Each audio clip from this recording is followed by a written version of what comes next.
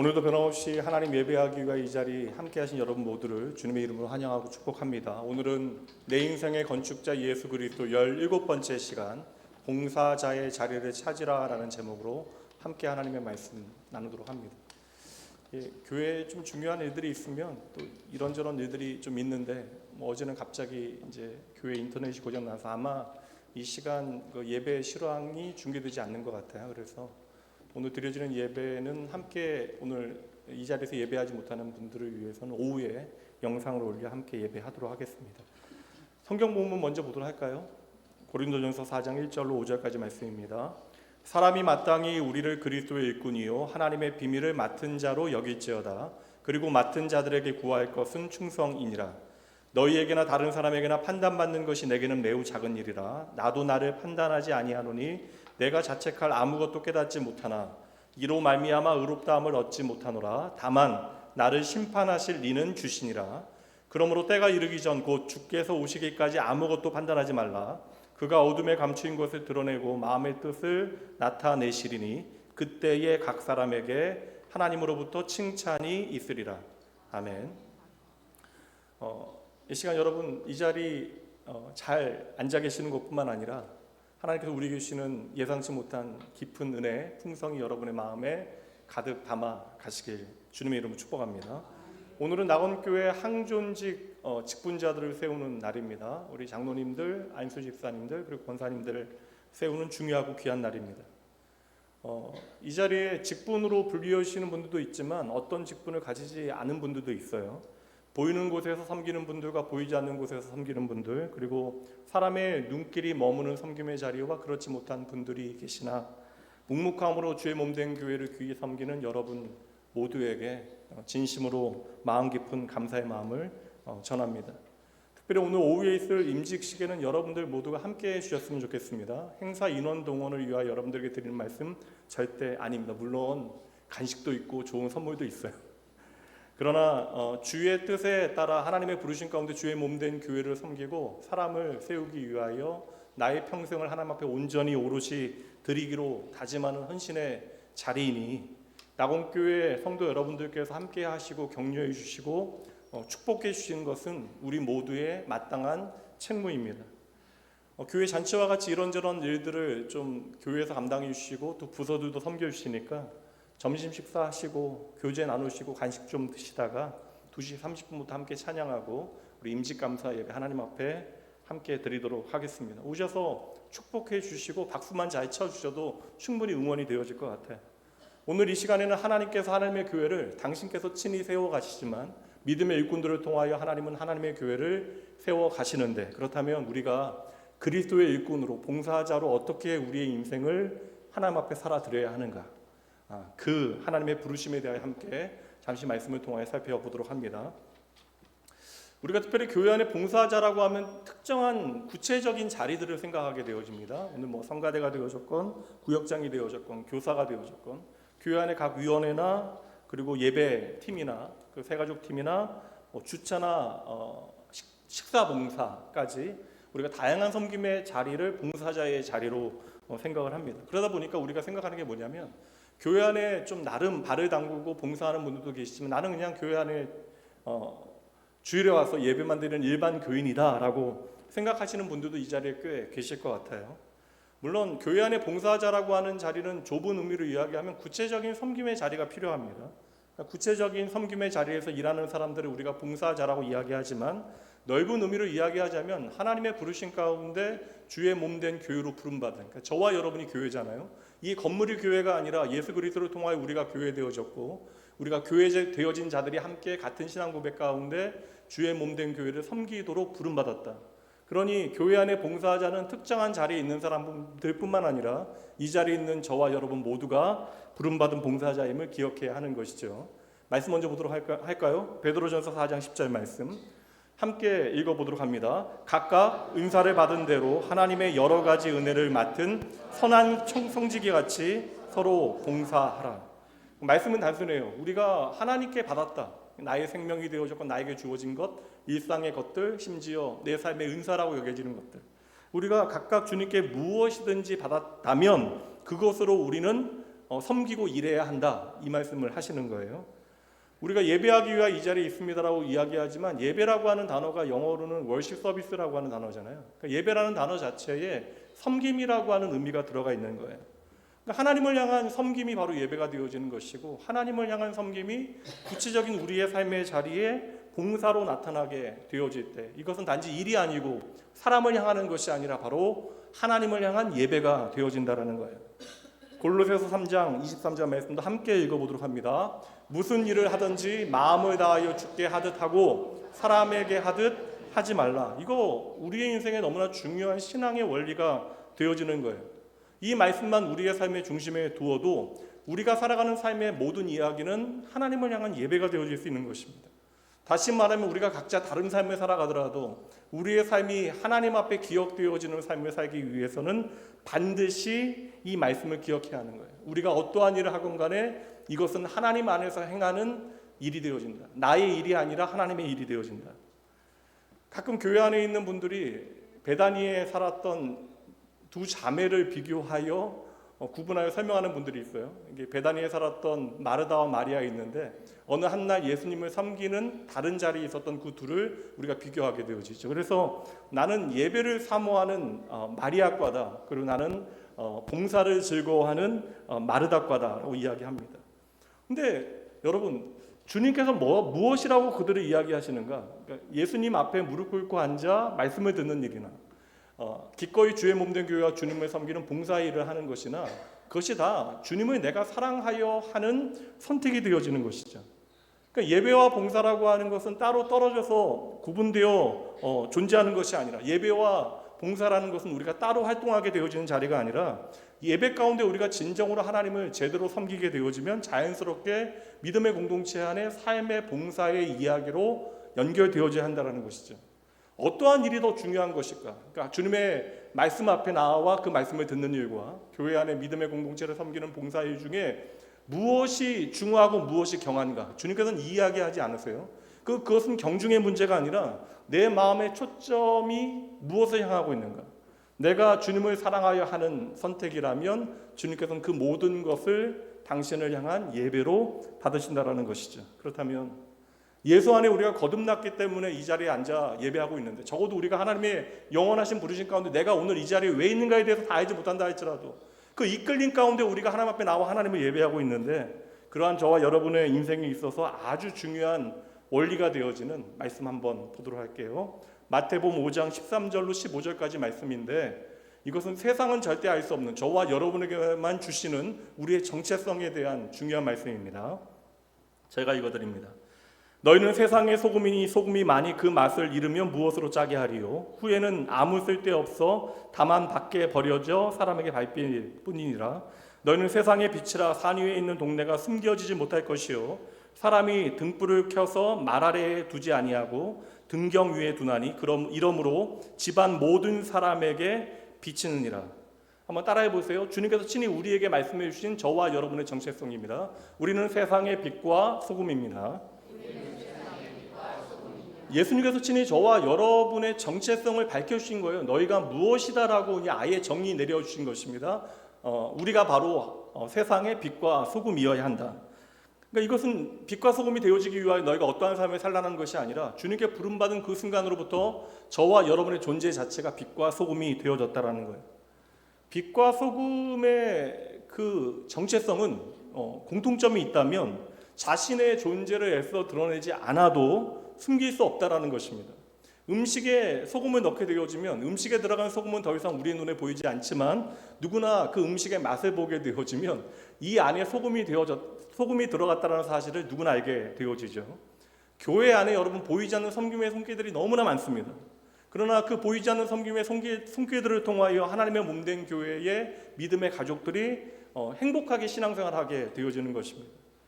우리 낙원교회 안에도 그러한 보이지 않는 소금과 같은 섬김들이 있기 때문에 우리가 오늘도 이처럼 예배할 수 있는 것이에요.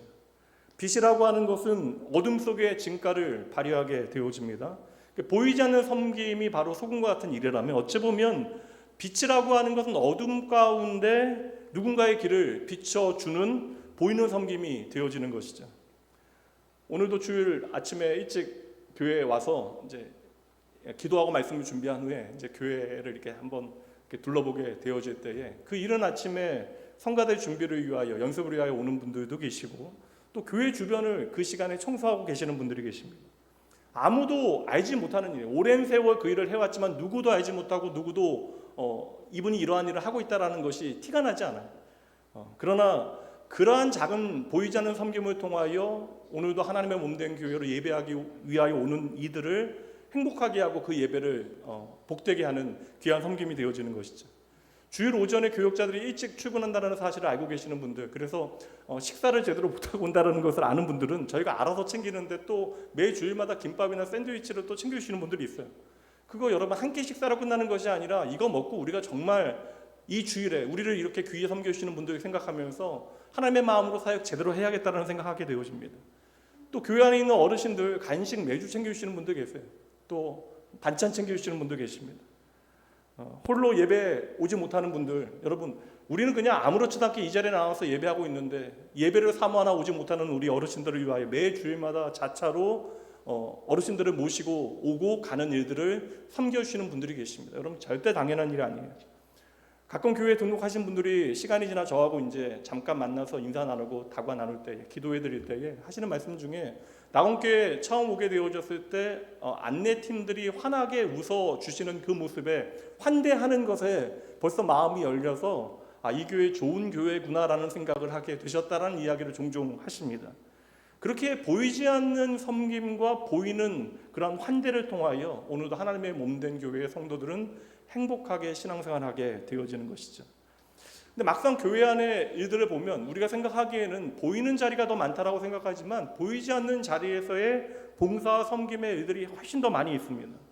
그래서 교회 안에 있는 모든 일들은 단지 과제가 아니에요. 일의 중심이 있는 게 아니라 바로 그 중심에는 언제나 사람이 있어야 하는 것이고, 그래서 하나님께서는 단지 일을 우리에게 맡기시는 것이 아니라 우리가 하나님의 사람으로 하나님의 빛과 소금으로 그리스도의 향기를 세상 가운데 나타내고 드러내기를 원하시는 것이죠. 그러한 의미에서 여러분, 교회 안에 예배만 드리는 일반 교인이라고 하는 것은 존재하지 못해요. 우리가 예수 그리스도를 믿고 따르기로 작정한 순간, 물론 우리의 삶에는 다양한 환경과 조건이 있을 수 있습니다. 그러나 우리가 그리스도를 믿는 그 순간부터 우리는 모두 그리스도의 집에 배치되어진 봉사자들임을 알아야 하는 거예요. 그러나 여러분 무엇이든지 좀 하셔야 됩니다. 여러분의 좀 가치와 생각의 전환이 좀 필요해요. 우리가 생각하기에는 내가 주의 몸된 교회를 섬기고 있다라고 생각하지만 우리는 섬김을 통하여 되레 나를 섬기시는 하나님의 마음을 배우게 되어지는 것입니다. 그러니까 애정이 생기면 자연스럽게 주의 몸된 교회를 귀히 여기게 되어지고 교회를 섬기게 되어지는 거예요. 이거 안 하고 계속해서 교회만 나오게 되어지면 둘 중 하나예요. 아예 무관심해지거나 아니면 잔소리만 많아집니다. 내 마음에 들지 않은 것들만 많아지게 되어져요. 여러분 다시 말씀드릴게요. 교회 안에 목사가 되어졌건 장로가 되어졌건 권사가 되어졌건 집사가 되어졌건 우리가 어떠한 직분의 자리에 있건 간에 이 모든 구체적인 사역들은 이를 위하여 준비되어지고 필요한 자리가 아니라는 거예요. 우리가 하나님 앞에 신앙하는 것이 우리의 삶에 의미 있어지기 위하여 우리는 함께 모여 예배하고 있는 것인데, 그러므로 주의 몸된 교회의 모든 봉사와 섬김의 자리는 함께하는 자리와 일이 되어져야 한다. 그러니 그 어떤 분도 나는 그냥 주일에 예배만 드리는 일반 교인입니다 라고 하는 말도에 숨으시면 안 되는 거예요. 무슨 일이 되어졌건 간에, 그것이 아무리 작은 일이 되어졌건 간에 우리가 함께 봉사의 자리에 서게 되어질 때 우리의 신앙의 의미는 깊어지는 것입니다. 매주에 섬기기 어려우시면 여러분 마음을 두고 한 가지 일이라도 해주시면 돼요. 이번 주일에 우리 교회 안에 선배님들과 함께 여행을 좀, 어르신이란 말 좀 안 하려고, 어르신 하니까 이게 가기 싫어하시는 것 같아요. 예, 우리 선배님들과 함께 나들이 다녀왔는데 그날 간식 준비해 주신 분들 계시거든요. 그리고 그거 편하게 좀 드실 수 있도록 포장해 주신 또 손길들이 있습니다. 그리고 그날 하루 일차 내시고 오셔서 또 열심히 선배님들 또 섬겨주신 분들 계세요. 그리고 오후에 젊은 부부도 와가지고 오전에 일하고 또 오후에 와서 함께 그 시간 나누신 분들도 계십니다. 근데 항상 제가 경험하는 것은 우리는 누군가를 위하여 내 에너지와 시간을 들여서 섬긴다라고 생각하는데, 언제나 그 섬김의 일을 하는, 물론 섬김 받는 사람들도 행복하지만 우리가 하나님의 은혜 가운데 누군가와 연결되어지고 누구를 섬긴다라고 하는 것은 우리의 삶을 참 풍성하게 하는 거예요. 그래서 섬기는 사람들이 언제나 은혜를 깊이 경험하게 되는 것입니다. 이 말씀 기억해 보도록 하죠. 우리는 단지 이를 위하여 존재하는 것이 아니라 그리스도 안에서 연결되어지기 위하여 우리는 존재한다라고 하는 중요한 말씀입니다. 에베소 4장 15절과 16절 말씀이에요. 오직 사랑 안에서 참된 것을 하여 범사에 그에게까지 자랄지라. 우리가 이 일을 위하여 열심히 하는 것인데, 그 다음 말씀, 그의 머리는 곧 그리스도라. 그 방법을 알려주시는데, 그에게서 온 몸이 각 마디를 통하여 도움을 받음으로 연결되고 결합되어 각 지체의 분량대로 역사하여 그 몸을 자라게 하며 사랑 안에서 스스로 세우느니라. 그러니까 우리가 생각하기에는 내가 열심히 신앙생활하고 말씀 보고 기도하고 그래서 우리의 신앙이 자라난다라고 우리가 생각하는데, 스스로 우리의 몸을 세우는 것은 반드시 그리스도의 사랑 안에서 가능한 것이고, 이를 위하여 우리가 거듭난 하나님의 백성으로, 하나님의 가족으로 서로 연결되어지는 일이 있어야 된다. 섬기고 섬김받는 관계가 우리 안에 있어야 된다. 도움을 주고 도움을 받는 관계가 반드시 우리 가운데 있어야 된다. 그 일을 통하여 우리는 함께 하나님의 교회로, 하나님의 집으로 자라나게 되어진다는 거예요. 오늘 말씀도 나하고 상관없다라고 이미 마음을 닫아 버리신 분도 계실 수 있어요. 지난주 말씀 우리가 교사들에게 하는 것처럼 보여지잖아요. 멘토십에 대해서 이야기했으니까. 오늘 말씀은 또한 교회 안에 봉사자들에 대한 이야기니까 나는 그냥 조용히 주일날 예배드리면 충분하다라고 여겨지는데, 내 코가 석자이고 내가 교회 안에 마음 두고 신앙생활 하기는 너무나 버거워요. 그냥 주일날 예배 잘 드리는 것으로 나는 이미 충분하다 생각하시는 분들, 오늘 여러분 마음 열고 말씀 들어주셔야 합니다. 교회 다니시는 분들 단 1년 이상, 2년 이상 교회 다니시는 분들은요, 이 말씀은 다 들어보셨을 것 같아요. 한국교회에서 워낙 많이 말씀되어지는 구절입니다. 오늘 본문의 말씀인데, 이제 우리가 나눈 말씀들을 기억하면서 그 전제를 가지고 1절과 2절 말씀 이제는 함께 읽어보도록 할게요. 함께 읽어봅니다. 사람이 마땅히 우리를 그리스도의 일꾼이요 하나님의 비밀을 맡은 자로 여길지어다. 그리고 맡은 자들에게 구할 것은 충성이다. 특히 2절 말씀, 그리고 맡은 자들에게 구할 것은 충성이다. 이 말씀 한국교회 안에서 유난히 강조되어지고 인용되어지는 말씀 가운데 하나입니다. 오늘 낙원교회 임직식이 있는데, 임직식 할 때 임직패 나눠드리는데 대부분 임직패나 교회 안에 임명장에는 이 말씀 거의 들어가요. 저희가 이번에 임직패 보면 옆면, 앞면, 뒷면 다들 개인의 신앙 고백도 놓고 그러다 보니까 시간이 많이 걸려서 제가 2달 전에 이미 좀 맡겨드리고 지금까지 보지 못했는데, 그 임직패 보니까 우리 교회에도 이런 말이 적혀 있을까 하고 봤더니요, 보니까 옆면에 착하고 충성된 종아라고 이제 새겨 있었습니다.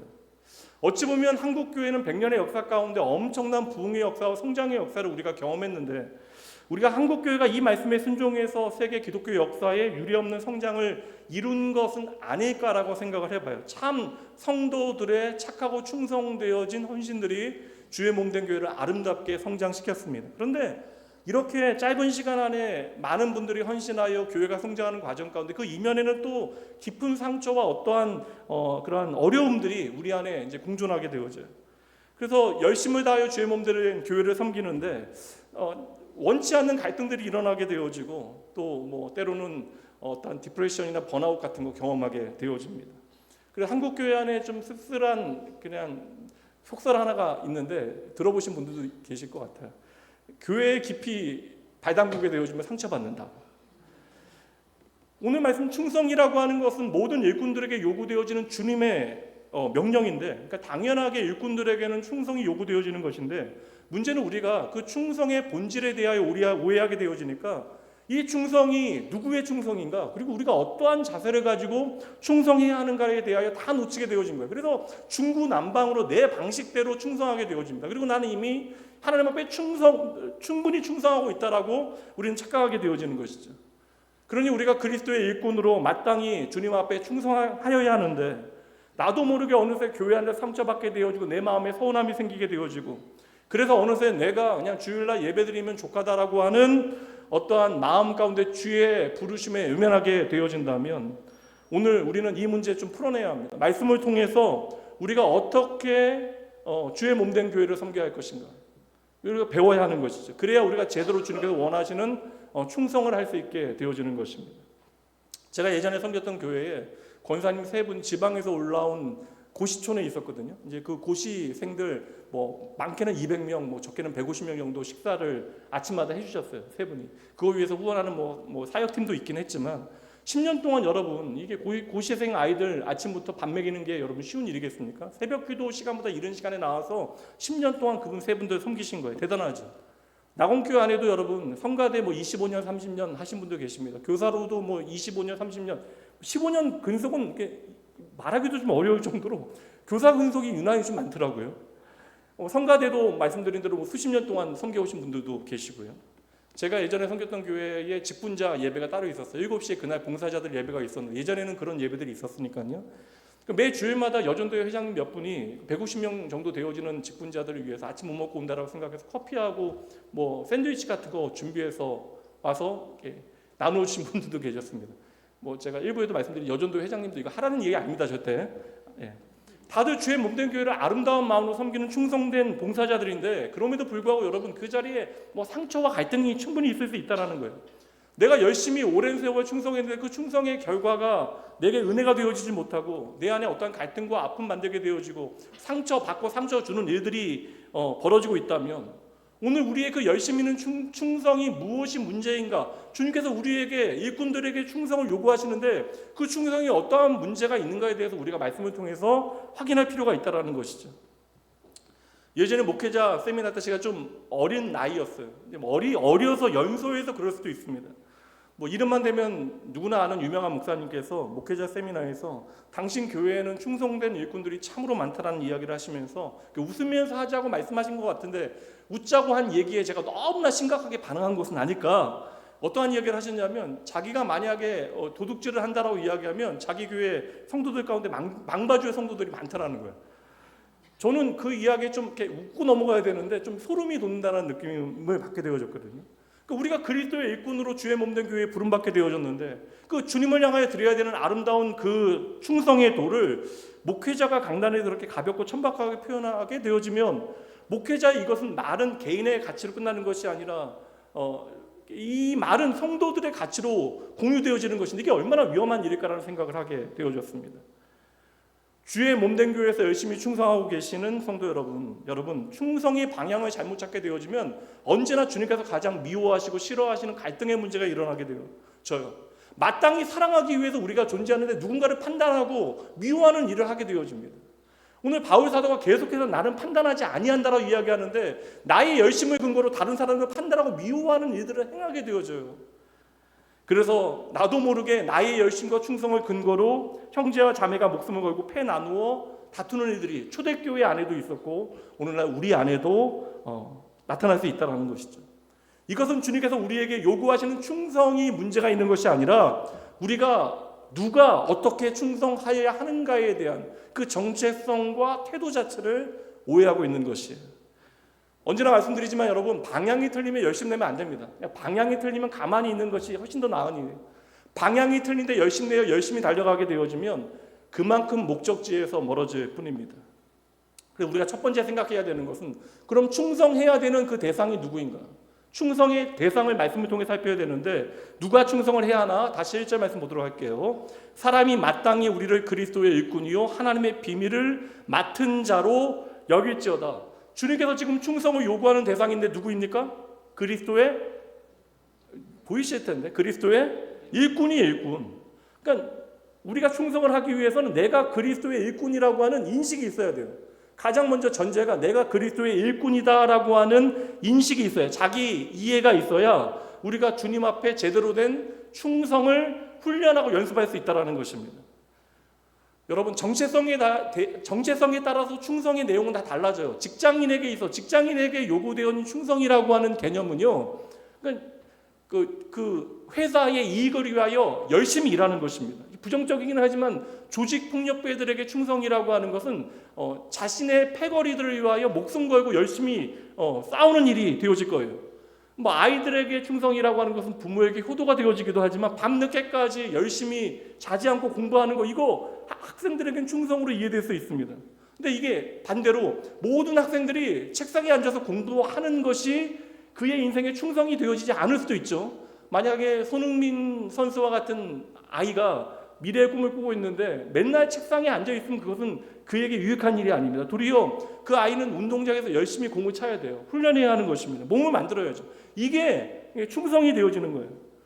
우리나라에 이제는 뭐 뭐 게이머들 워낙 유명하니까 연예인들 못지않게 프로게이머들이 인기가 많이 있습니다. 그래서 대부분 아이들이 게임하면서 하는 핑계가 있잖아요. 나는 프로게이머 되겠다고.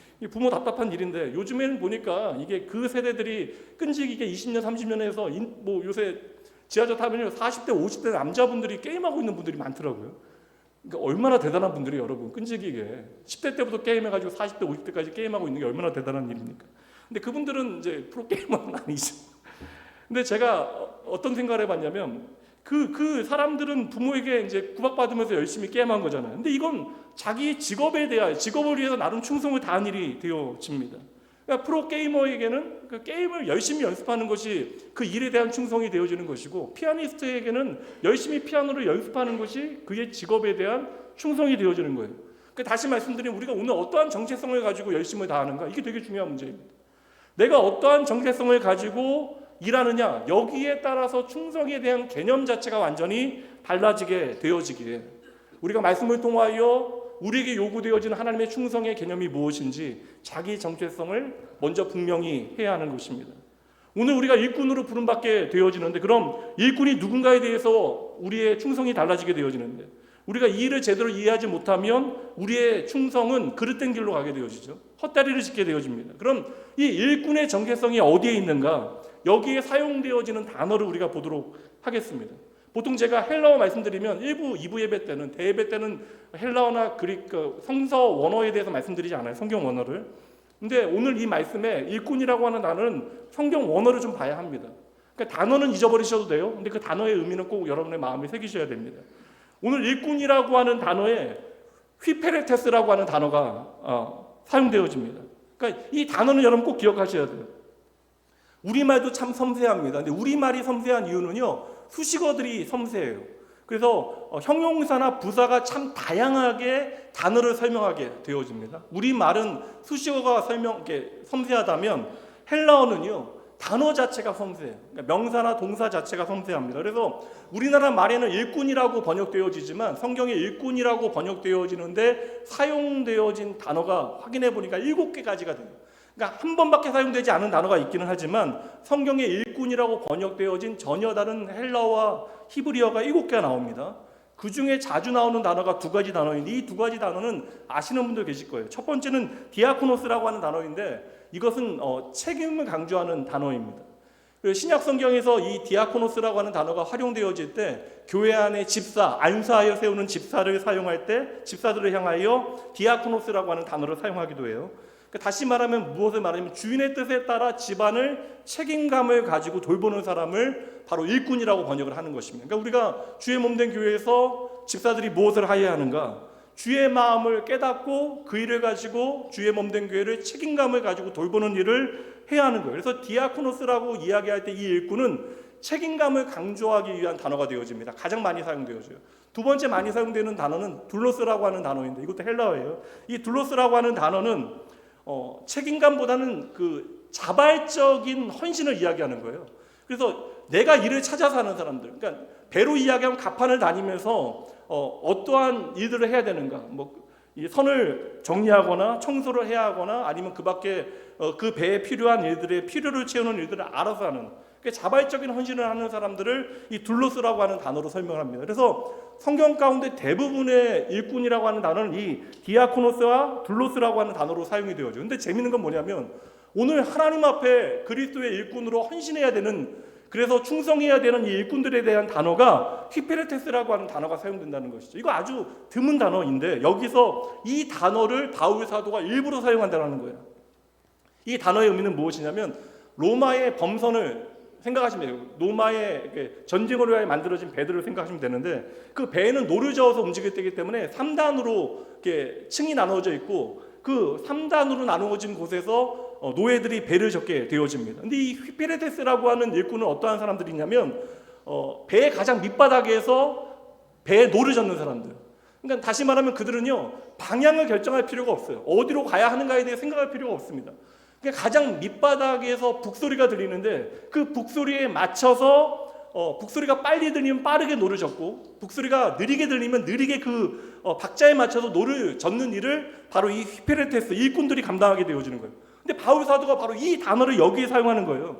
다시 말하면 여기 나오는 일꾼이라고 하는 단어 히페레테스의 가장 중요한 특징은 무엇인가? 여기서 바울 사도가 설명하는 충성해야 되는 일꾼의 가장 중요한 특징은 자기 마음대로 생각해서는 절대 안 된다는 거예요. 이것이 오늘 본문의 말씀 1절에서 이야기해주고 있는 그리스도의 일꾼이라고 하는 의미가 되어지는 것입니다. 우리가 생각하기에 효율적으로 일을 잘하기 위해서는, 일꾼이 되어지기 위해서는 디아코노스, 책임감이 강한 사람이거나 혹은 자발적으로 일을 열심히 하는 둘로스라고 하는 단어를 사용해야 될 것 같은데, 바울 사도는 의도적으로 이 두 개의 단어, 많이 사용되어진 단어 대신에 오늘 이 히페레스테스라고 하는 단어를 의도적으로 사용하고 있는 거예요. 그러니까 오늘 이 단어를 우리가 제대로 이해하게 되어지면 충성의 의미가 무엇인지를 우리는 제대로 알게 되어지는 것입니다. 그렇다면 여러분, 바울 사도가 오늘 설명하는 충성의 가장 중요한 개념은 무엇이에요? 네 멋대로 생각하지 말라는 것입니다. 내 생각을 내려놓는 것이 충성이 되어지는 거예요. 왜 우리가 열심히 다 선한 의도를 가지고 주의 몸된 교회를 섬기는 거예요. 내 시간과 물질과 내가 할 수 있는 에너지를 써서 우리가 주의 몸된 교회를 섬기는데 왜 우리가 교회 안에서 봉사하면서 계속 마음이 상하고 상처받게 되어지는가? 바울 사도의 말대로 이야기하면 오늘 내 생각이 너무나 많아서 그런 것이죠. 내 생각은 이런데 왜 저 사람은 저렇게 생각하지?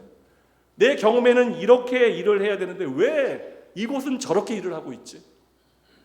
좋은 의도와 열심을 가지고 우리가 주의 몸된 교회에서 봉사했는데, 그것도 평생 열심히 주의 몸된 교회와 성도들을 섬겨왔는데 왜 어느 날 갑자기 서운해지고 내 마음이 상처받게 되어지고 시험에 들게 되어지는가? 다시 말씀드립니다. 내 생각이 너무나 많아서 그래요. 바울은 스스로 일꾼이라는 단어를 사용하면서 자신을 어떻게 인식하고 있냐면, 내가 그리스도의 명령에 절대적으로 복종하는 사람으로 자신을 설명합니다. 다시 말하면 나의 경험이나 나의 생각, 나의 배경 지식, 나의 판단, 나의 영광이 아니라 그리스도의 일꾼이란 주인의 북소리에, 주님의 북소리에 온전히 맞추어 노를 젓는 사람. 이것이 바울이 오늘 우리에게 충성할 수 있는 일꾼의 첫 번째 정체성이 되어진다는 거예요. 이러한 히페레테스의 정체성을 가지고 우리가 주의 몸된 교회를 섬겨 충성하기 위해서는 두 가지를 우리가 교회에서 연습하고 훈련받아야 되는, 첫 번째, 그래서 여러분 내 생각을 내려놓는 연습을 주의 몸된 교회에서 열심히 하셔야 되는 거예요. 사역의 자리에서 왜 여러분 다 주의 몸된 교회 사랑하지 않는 사람도 없습니다. 열심히 내는 사람들은 다 교회 사랑하는 사람들이에요. 근데 왜 그 안에 다툼과 상처가 생겨나게 되어지는가? 내 생각을 내려놓지 못하게 되어지는 것이죠. 내가 살아왔던 삶의 방식을 포기하지 못하는 거예요. 그러니 주님의 북소리에 따라, 그 말씀에 따라 노르젓게 되어지는 것이 아니라 내 방식과 내 경험에 따라, 내 생각에 따라 노르젓게 되어지면 여러분 도리어 열정이 많고 열심을 내면 낼수록 배는 엉뚱한 곳으로 흘러가게 되는 것이죠. 그러니 여러분, 주의 몸된 교회는 함께 섬기고 봉사하는 일에 있어서 내 뜻을 내려놓는, 자기를 부인하는 연습을 끝없이 해야 되는 거예요. 그러니까 내가 나의 뜻을 내려놓게 되어질 때 하나님의 뜻이 내 안에 채워지는 것입니다. 그리스도의 마음으로 주의 몸된 교회를 섬기며 나를 쳐서 그리스도의 뜻에 복종시키는 훈련을 우리가 열심히 하게 되어질 때 우리의 봉사와 섬김은 제자리를 찾게 되어지는 것이죠. 이 일이 여러분 잘 안 되면 자꾸 내 생각으로, 내 의지대로, 내 열정 가지고 내 돈 써가면서 내 시간 내서 봉사하려고 하니까 그 마지막 귀착점은 서운함이거나 본전 생각이거나 억울함이거나 상처로 끝나게 되어지는 것이죠. 그래서 여러분, 종교 개혁자들이 교회 안의 일꾼들을 향하여 한 가지 이야기했어요. 이거 반드시 기억하라. 말씀 없이 일하지 말라. 이거 이야기했거든요. 그러니까 주의 몸된 교회를 아름답게 섬기는 그 모든 일들에 있어서 하나님의 말씀을 듣지 않고 일하게 되어지면 언제나 그것은 나의 상처가 되어지고 너의 상처, 우리의 상처가 되어진다는 것입니다. 그러니 여러분, 내 방식대로 열심 내는 것은 충성이 아니에요. 주님의 북소리에 우리의 인생의 박자를 맞추고 그 주님의 방식대로 순종하는 것이, 열심 내는 것이 충성임을 믿으시기 바랍니다. 첫 번째, 그래서 내 생각을 내려놓는 훈련을 믿음의 공동체 안에 열심히 하셔야 된다. 두 번째는 여러분, 일은 책임을 요구하지만 책임이 중요한 것이 아니라 태도가 중요하다는 거예요. 주의 몸된 교회의 다양한 사역의 현장에는 구체적인 사역에 책임지는 사람들이 반드시 필요합니다. 그래서 그 일을 위해서 우리가 직분자를 세우게 되어지는 것이고 사역을 맡기게 되어지는 거예요. 오늘도 그 일을 위하여 우리는 임직자들을 거룩한 하나님의 교회와 하나님 앞에 세우게 되어지는 것이죠. 그래서 교회 안에는 다양한 직분과 또한 사역의 자리가 있는 거예요. 근데 중요한 것은 우리가 어떠한 일을 하고 있는가, 그 일에 대한 어떠한 타이틀이나 직책이 아니라 우리의 태도가 중요하다는 거예요. 그래서 우리가 휘페레테스, 주의 일꾼으로 주의 몸된 교회에 충성하기 위해서는 우리에게 반드시 필요한 태도가 있는데, 그것을 두 글자로 이야기하면 바로 겸손입니다. 겸손. 좀 더 길게 설명드리면 그리스도의 겸손이 우리에게 필요합니다. 주의 몸된 교회에 보면 기능적으로 꽤 괜찮은 사람들이 있습니다. 세상에서 나름 내 역할 다 잘하고 살아가는 사람들이니까, 내가 가지고 있는 기능으로 돈벌이하고 우리의 인생을 살아가니까 나름 우리는 세상을 살아가는 구체적인 방식들을 몸에 다 익히고 있다는 거예요. 그래서 교회 안에도 조직을 운영하기 위해서 다양한 필요들이 있고 그 일을 위하여 섬기는 사람들이 있는데, 기능적으로는 꽤 그럴듯한데 내가 섬기고 있는 자리에 대해서 너무나 예민한 사람들이 많은 것이죠. 세상에서는 괜찮아요. 근데 교회에서는 안 된다는 거예요. 모든 교회 안의 사역의 자리는 여러분 일꾼의 자세를 가지고 일해야 돼요. 휘페레테스의 가치를 가지고 일해야 됩니다. 그러니까 휘페레테스, 그 일꾼의 가장 중요한 태도의 핵심은 바로 겸손이라는 거예요. 예수님을 등에 태우고 예루살렘으로 들어오고 있는 나귀가 예수님을 향한 영광을 나의 영광으로 착각해서야 되겠습니까? 그래서 여러분 교회 안에 사역을 감당하는 사람들은 무엇보다 여러분 겸손해야 돼요. 자기 자신이나 내가 사역하고 있는 자리에 대하여 주장해서는 안 돼요. 그러면 여러분 충성은 망가지게 되어집니다. 평생 주의 몸된 교회를 섬기는 일, 여러분 절대 쉬운 일 아닙니다. 근데 내가 어느새 주의 몸된 교회에서 열심히 섬기다가 상처받게 되어지고 내 마음이 무거워지고 힘들어졌다고 생각한다면 오늘 말씀에 여러분 자신을 좀 비추어 보실 필요가 있어요. 확실히 도움이 되실 겁니다. 여러분, 주님께서 저와 여러분에게 상처받으라고, 번아웃 때라고 우리에게 일을 맡기시겠어요? 우리를 쓸 수 있는 데까지 그냥 계속해서 몰아붙이시고 더 이상 효용 가치가 없으면 주님께서 됐다, 이제 일하지 마라, 우리에게 말씀하시겠습니까? 주님께서 우리에게 일을 맡기시는 이유는 이를 통하여 하나님의 마음이 무엇인지를 배워가게 하시는 거예요. 나를 향한 하나님의 마음을. 그래서 우리는 무언가를 위하여 섬긴다라고 이야기하지만 언제나 그 우리의 섬김의 자리에서는 나를 섬기시는 하나님을 경험하게 되어지는 거예요. 주의 몸된 교회의 충성의 밑바닥에는 그래서 언제나 겸손의 가치와 태도가 나타나야 합니다. 그래야 자연스럽게 내 뜻과 내 방식을 우리는 포기하게 되어지는 거예요. 이 첫 번째 주의 일꾼의 정체성을 우리가 이해하게 되어지면 이제는 일꾼이 있어야 되는 자리가 어디인가를 우리가 이해해야 합니다. 첫 번째 중요한 게 정체성이라면 그 일꾼이 머물러야 하는 자리가 어딘가를 확인해야 되는데,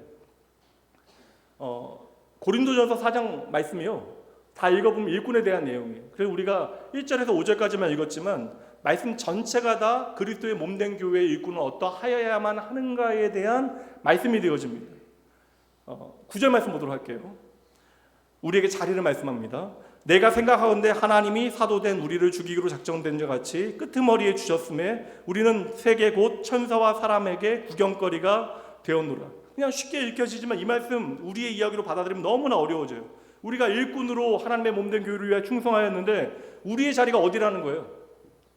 여러분, 어디예요? 끄트머리예요. 끄트머리. 그리고 구경거리가 되는 것이래요. 그러니까 일꾼에게 주어지는 결과가 끄트머리와 구경거리다. 그럼 누가 이것을 받아들이겠습니까? 근데 끄트머리도 정의되잖아요. 설명되잖아요. 그냥 끄트머리가 아니라 죽이기로 작정되어진 자 같이 끄트머리에 주셨고 천사와 모든 사람들에게 구경거리가 되어지게 하셨다. 이 의미를 이해하기 위해서는 당시의 문화 하나를 이해해야 되는데, 그 당시에 로마가 전쟁을 많이 할 때 이제 박스 로마나가 되어지기 전에 열심히 전쟁하여 많은 사람들이 이제 전쟁에 승리하게 되어지고 개선 행렬을 많은 로마의 시민들이, 그리고 로마에 속한 나라들이 경험하게 되어져요. 그러니까 로마의 그 전쟁에 승리하게 되어진 개선 장군들의 행렬을 많이 보게 되어지죠. 근데 개선 장군이 전쟁에 승리하고 자축하며 행진하게 되어질 때 모든 사람들이 그 즐거움을 공유하게 되어지는데, 그 행렬의 가장 끝에는 여러분 포로로 사로잡힌 자들이 끌려오게 되어져요. 그들은 이제 사로잡혀 이제 옥에 갇히게 되어지고, 그들 중에 또 많은 수들은 그 로마 시민들의 어떠한 정치적인 목적에 따라 원형 경기장에서 처형당하게 되어집니다. 정말 죽게 되어지는 거예요. 그러니까 개선 행렬은 모두가 즐거워하고 행복해하는 환호의 자리이지만 그 끄트머리에 끌려오고 있는 포로들은 죽음의 자리에 있는 것이고 지금 구경거리가 되어진 것입니다. 근데 지금 이러한 자리를, 이 끄트머리의 자리를 일꾼의 자리로 설명하고 있는 거예요. 그럼 여러분, 누가 이것을 받아들일 수 있겠습니까? 누가 여러분 이 일꾼의 자리로 가겠냐라는 거예요. 그러니 우리가 한 가지는 꼭 기억해야 돼요. 아예 전제하고 시작해야 합니다. 우리가 그리스도의 일꾼으로 충성하기 위해서는 우리의 자리가 어딘가를 알아야 되는데, 우리의 자리가 어디라는 거예요? 끄트머리라는 거예요. 끄트머리. 1장 말씀에 충성을 위해서 히페레테스 배 맨 밑바닥에 가서 북소리에 집중해서 그 북소리에 따라서 노를 젓는 것이 우리의 일이고 이것이 충성이라면 사람들은 그 보이지 않는 곳에서 노 젓는 일에 대해서 누구도 신경 쓰지 않잖아요. 그 배 밑바닥에 노 젓는 일을, 그 자리를 아예 2절 말씀에서는 끄트머리라고 이야기합니다. 문제는 무엇이냐? 그러니까 우리가 세상 안에서 높아지기 위해서 열심히 살아가잖아요. 열심히 살아서 우리에게 주는 자리에 우리는 만족하고 기뻐합니다. 근데 우리가 세상에 일하여 얻게 되어진 그 높은 자리에 대하여 모두가 열망하는 그 자리에서 우리가 일을 하다 보니까 그게 삶의 방식이다 보니까 교회 안에 일꾼의 자리에 들어와서 많은 교회 안의 일꾼들이 장군의 자리에, 개선 장군의 행렬에 맨 앞에 서기를 원한다라는 것이죠. 그래서 계속해서 높은 자리를 찾게 되어지는 거예요. 그러한 유혹을 가장 누가 많이 받겠습니까, 여러분? 목사인 제가 받게 되어지겠죠. 교회 안의 장로의 자리도 꽤 위험한 자리가 되어집니다.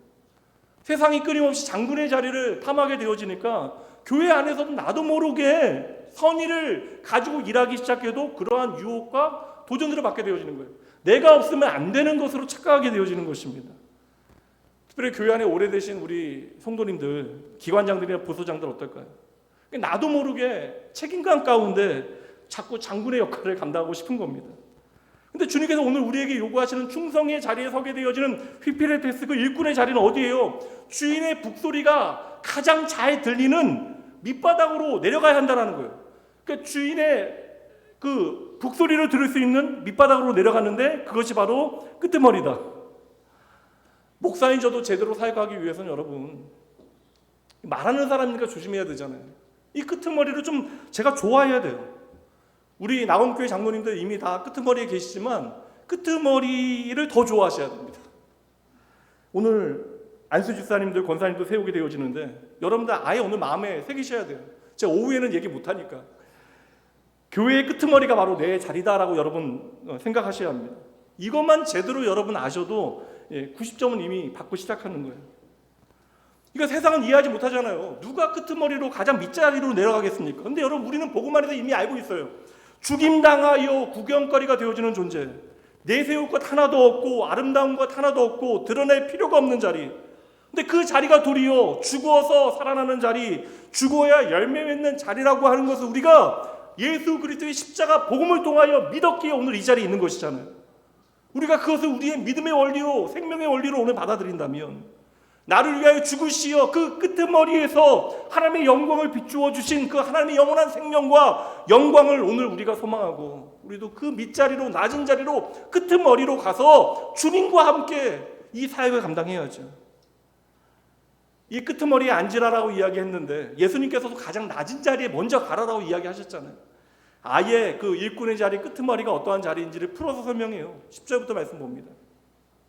우리는 그리스도 때문에 어리석으나 너희는 그리스도 안에서 지혜롭고 우리는 약하나 너희는 강하고 너희는 존귀하나 우리는 비천하여 바로 이 시각까지 우리가 줄이고 목마르고 헐벗고 매맞으며 정처가 없고 또 수고하여 친히 손으로 일을 하며 모욕을 당한 즉 축복하고 박해를 받은 즉 참고. 아이러니 역설이잖아요. 비방을 받은 즉 권면하니 우리가 지금까지 세상에 더러운 것과 만물의 찌꺼기 같이 되었도다. 끄트머리를 설명하는 것이 바로 만물의 찌꺼기예요. 근데 고린도전서 4장의 소제목이 뭐냐면 그리스도의 일꾼입니다.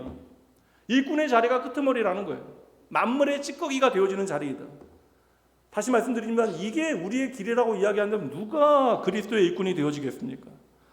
우리가 그리스도의 일꾼이라고 생각을 하지만 이러한 자리를 우리가 도무지 인정할 수 없으니까 교회에서 일하다가도 그냥 우리가 좋은 마음으로 열심히 일했는데 내 시간 들이고 내 에너지 들이고 내 돈 들여서 교회에서 열심히 봉사하는데 일하다가 내 마음에 맞지 아니하면 나도 모르게 상처받게 되어지고 내 마음에 서운한 마음 생기고 때로는 화를 내게 되어지거나 못 견디하게 되어지는 것이죠. 그래서 우리는 내가 모욕당하게 되어지거나 내 마음에 억울함이 생기면 나도 모르게 싸우려고 노력하는 거예요. 야, 내가 너희에게 이러한 대우 받을 존재가 아닌데. 주님께서 만약에 저와 여러분을 향하여 그렇게 말씀하신다면 어쩌시겠습니까? 그리스도의 일꾼은 바로 그러한 자리라는 거예요. 내가 기꺼이 나를 죽이는 끄트머리로 내려가 참아내야, 주님의 말씀에 순종해야 거기서부터 열매가 생긴다라는 거예요. 이게 바로 우리에게 보여주시는 자기를 부인하고 자기 십자가를 지고 주님을 따르는 믿음의 삶이 되어지는 거예요. 우리가 이 비결을 외면하고 이 비결을 무시하면서 교회 안에서 그저 봉사일을 하거나 열심을 낸다라고 해서 이것이 하나님을 향하여 충성이 되어질 수 있느냐? 결국에는 이 모든 일들은 나의 일이 되어지고 나의 기쁨이 되어지고 나의 영광이 되어지고 반대로 나의 상처가 되어져서 내 상처로 끝나는 것이 아니라 누군가에게 또 상처를 주게 되어지는 것이죠. 그러다 보니까 교회 안에서 우리가 해서는 안 되는 이야기를 하게 되는 거예요. 야, 깊이 들어가지 말고 그냥 주일 나가서 예배나 잘 드리자. 근데 여러분, 교회는요, 예수 그리스도의 생명 안에서 깊이 들어가야 하는 곳이에요. 깊이 들어와서 때로는 상처 주고 상처받는 모든 일들을 통하여 우리가 연약하고 부족하니까 그러한 일들이 벌어지죠. 그러나 예수 그리스도 안에서 주의 부르심을 기억하여 기꺼이 믿음과 소망과 사랑의 이야기들을 우리 안에 열매로 맺어내야 하는 것입니다. 그래서 교회 일꾼으로 깊이 들어오게 되어지면 때로는 상처받게 되어지지만 여러분, 깊이 들어오게 되어지면 그 자리는 상처받는 자리로 끝나는 것이 아니라 바로 우리에게는 충성의 자리가 되어지면 여러분 믿으셔야 돼요. 내가 주님을 위하여 기꺼이 상처받고 내가 여기서 죽어 내가 끄트머리에서 주의 생명의 증거가 되어져야 그 자리에 여러분 생명의 역사가 일어나는 거예요. 열매를 맺게 되어지는 것입니다. 그때 우리의 삶에 대해 주님께서는 잘했다, 충성된 종아라고 칭찬해 주시는 것이죠. 나온교회 성도 여러분, 오늘 인직하게 되어지는 여러분, 그리스도 일꾼의 정체성, 휘페레테스의 이 정체성을 여러분 꼭 기억하셔야 돼요. 물론 여러분 교회 안에 일하는 사람들은 디아코노스의 책임감도 필요하고 둘로스의 어떤 자발성도 우리에게 필요하죠. 근데 주의 일꾼의 가장 중요한 기본기는 휘페레테스가 되는 거예요. 나를 주장하는 자리가 아니라 주인의 북소리에 맞추어 노를 여러분 잘 저으셔야 합니다. 설교자이자 순회 전도자였던 하이디 베이커의 사랑이 강권하다라고 하는 책에서 발췌한 글 좀 읽어드릴게요. 하나님은 우리에게 사랑하라고 하셨지 사역하라고 말씀하지 않으셨고, 전하라고 하셨지 잘하라고 하지 아니하셨으며, 살라고 하셨지 일으키라고 말씀하지 않으셨다. 그런데 우리는 하시지도 않은 말씀을 붙든 나머지 시키지도 않은 일을 하고 있다. 인생의 끄트머리가 되어지는 거 너무나 어려운 선택입니다. 세상이 우리를 향하여 손가락질 하잖아요. 바보 같은 삶을 산다라고 이야기하잖아요. 왜 예수를 믿냐고, 왜 그렇게까지 열심히 교회에 봉사하냐고, 일주일 내내 일하고 왜 주말에 이렇게 너희의 시간을 쓰냐고 우리에게 이야기하잖아요. 심지어 교회 다니는 사람들조차도 야 적당히 하라라고 우리에게 말하잖아요.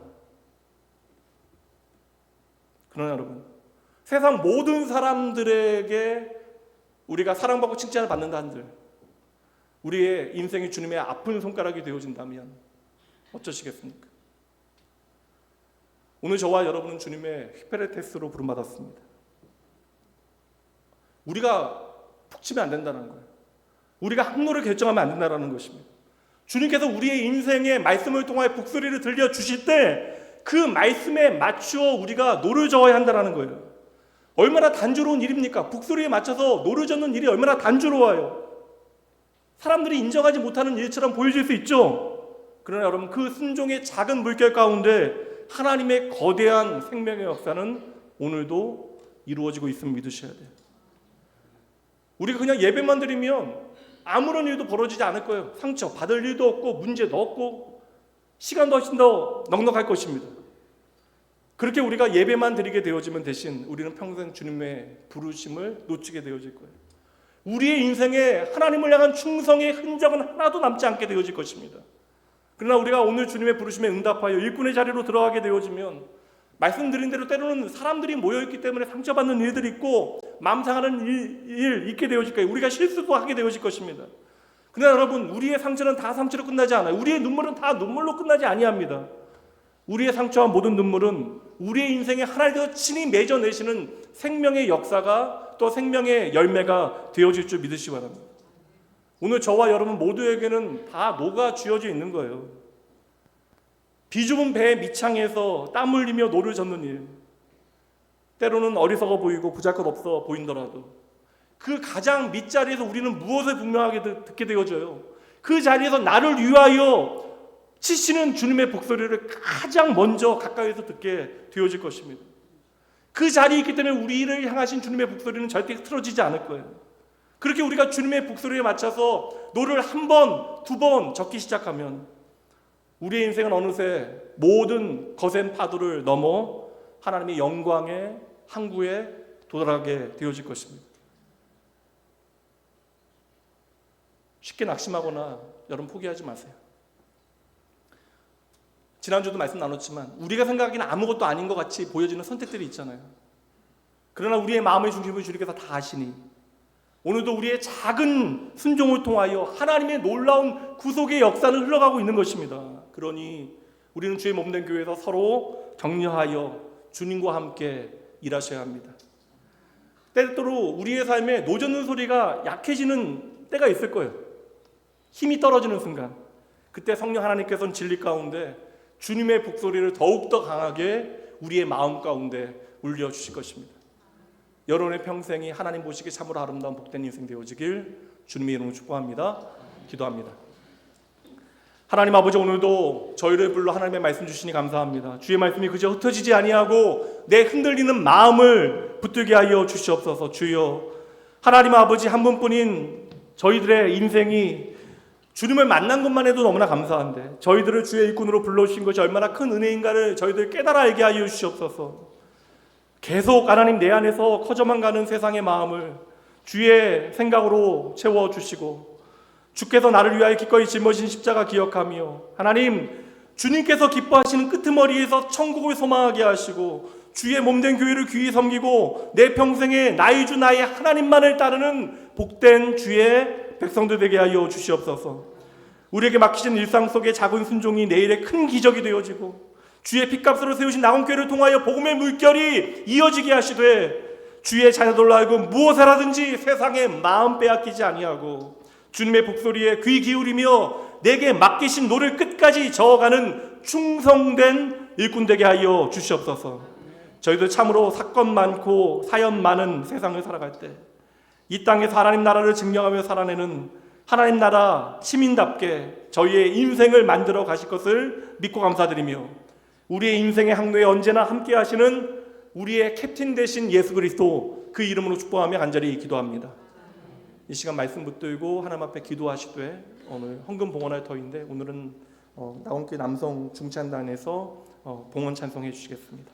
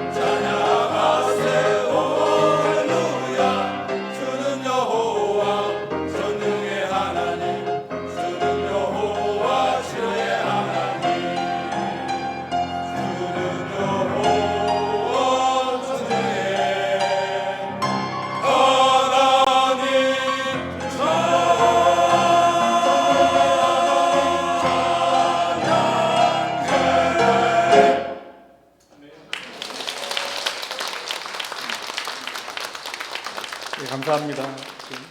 연습 자주 하셔서 이렇게 자주 해주세요. 제가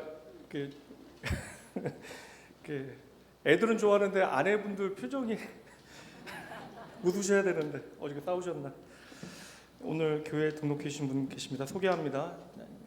우리 최정자님 2층에 계시는데 잠깐 감사합니다. 진심으로 환영합니다. 감사합니다. 잠깐 드려진 헌금과 우리 귀한 믿음의 가족 위해서 기도하도록 할게. 기도합니다. 오늘도 우리에게 생명 주시고 율령한 양식을 공급해 주시니 참으로 감사합니다. 하나님께서 우리에게 허락하신 은혜 가운데 이 시간 모든 좋은 것의 주인 되신 주님께 이 헌금 올려드립니다. 저희의 작은 정성을 하나님의 나라와 복음을 위하여 저희도 기꺼이 드리오니 하나님 드린 손길마다 하나님의 은혜로 가득 채워 주시되 하나님 이들의 삶이 그리고 이들이 드린 이 헌금이 아버지 이 물질이 아버지 흘러가고 머무는 곳마다 하나님의 영광과 생명의 증거가 풍성하게 하여 주시옵소서. 하나님 저희의 재능과 열정과 손과 발마저도 주의 선한 도구로 사용되어지기를 원하오니 하나님 저희를 통하여 무너진 삶이 다시 세워지고 눈물 짓는 이들이 소망을 얻게 하시고 하나님 이 헌금이 사용되어진 모든 곳마다 아버지 하나님의 생명의 역사와 사랑하는 주의 자녀들의 믿음이 자라나게 하시어 삶의 모든 영역에서 하나님의 하나님 되심을 인정하는 주의 몸된 교회 되어질 수 있도록 하나님 친히 일하여 주시옵소서.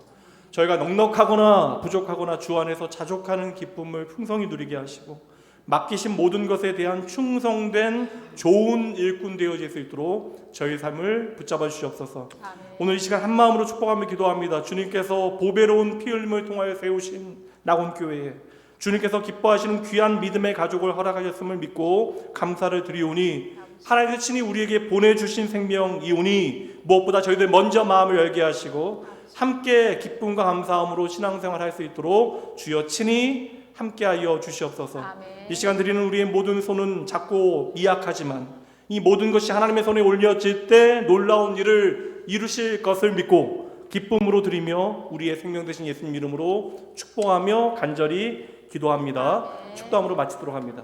이제는 우리 주 예수 그리스도의 은혜와 하나님의 사랑하심 성령 하나님의 함께하심이 주로 말미암아 복되고 아름다운 날 특별히 낙원교회의 새로운 직분자들이 세워지는 이 복된 날을 맞이하여 그리스도의 일꾼으로 다시 부름받아 자신의 뜻을 내려놓고 주님의 뜻에 오롯이 순종하기로 결단하는 모든 하나님의 백성들 그리고 그들의 손이 닿는 모든 사역의 자리 이들의 가정과 일터와 자녀와 또한 낙원교회 모든 공동체 아버지의 모든 모임 위에 그리고 오늘 우리에게 허락하신 귀한 믿음의 가족 위에 지금부터 영원까지 함께 있을지어다.